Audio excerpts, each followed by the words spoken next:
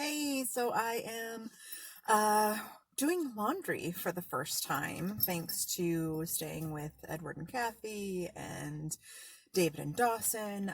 This is the first time I've had to use a laundromat. I am in the town of St. Albans, I think is what it is, West Virginia.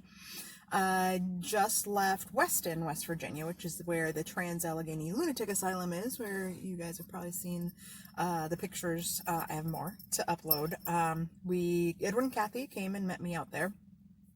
And we did a bunch of tours of the Allegheny Lunatic Asylum. It was super cool.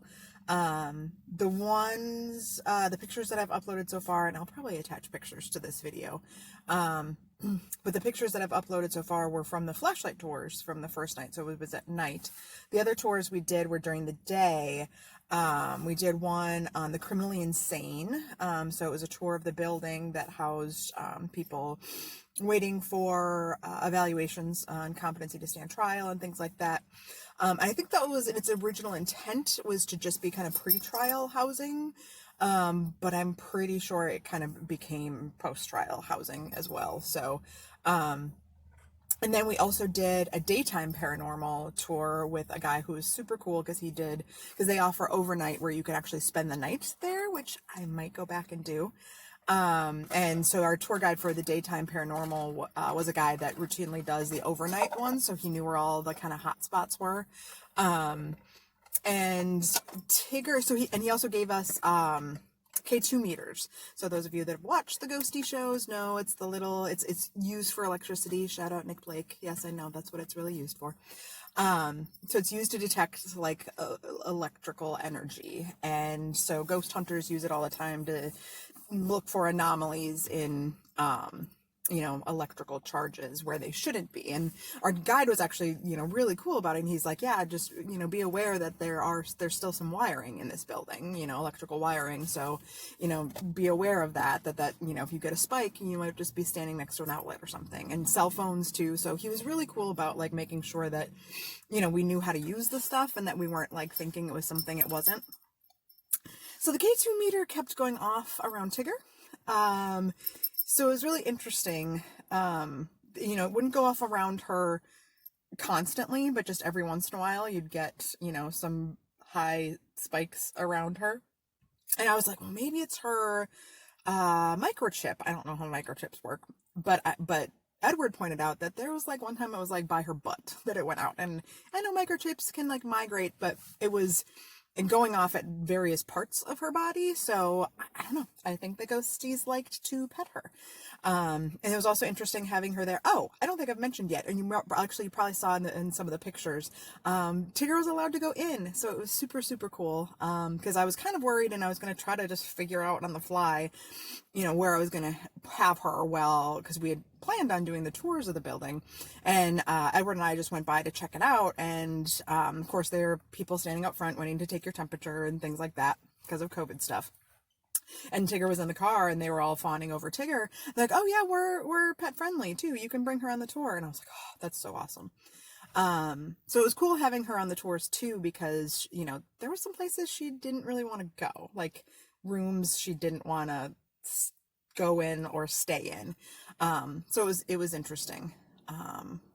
So left there, stayed in a total internet dead zone. The park, the RV campground that I stayed at was nice. I mean, it was fine, except for it was a total internet cell phone dead zone.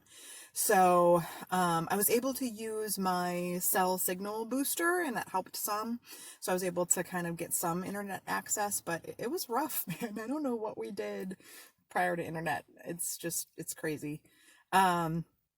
So I left Weston, West Virginia today. Edward and Kathy headed back to Maryland, and now I'm headed to Red River Gorge, Kentucky, and I'm going to get there tomorrow. I decided to stop, at the St. Albans. Oh, it's the St. Albans Cleaner. That's where I am. I just saw a sign. So I decided to stop here, even though the trip from Weston, West Virginia to where I'm staying, I think it's Beattyville in Red River Gorge, Kentucky, is not too terribly long of a drive. I just thought, I might as well stop, because I think I technically didn't book the place in Weston for tonight, and I could have stayed one more night, but because it was an internet dead zone, I'm like, no, I'm ready to move on. And then I was going to check in to see if the place Lago Linda's in Red River Gorge, if they, happen to have availability for me to come one night early. And I was like, well, why not just see if I can find a free place to stay? So I've been using this website, freecampsites.com, I think, or .net or something.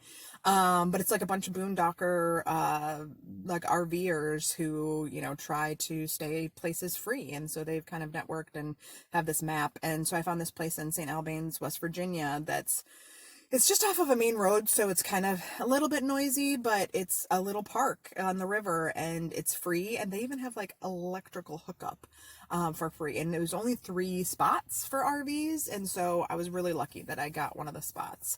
And so, yeah, I've not been on the road very long today, which is kind of nice. Oh my gosh, but I stopped at Penn Station. Those people from Cincinnati will know Penn Station is an amazing sub shop. That's East Coast subs, but I think they're mostly in that kind of mountain Midwest area. And so I got to Penn Station, my artichoke sandwich, and then the most amazing fries. So that was fun. Let's see what else. Oh yeah, so I'm headed to Red River Gorge now. And there's someone walking across the street. Oh, with 2 dogs, 2 little Australian shepherds. So yeah, before Tigger goes nuts, I guess I'll be done with this video now.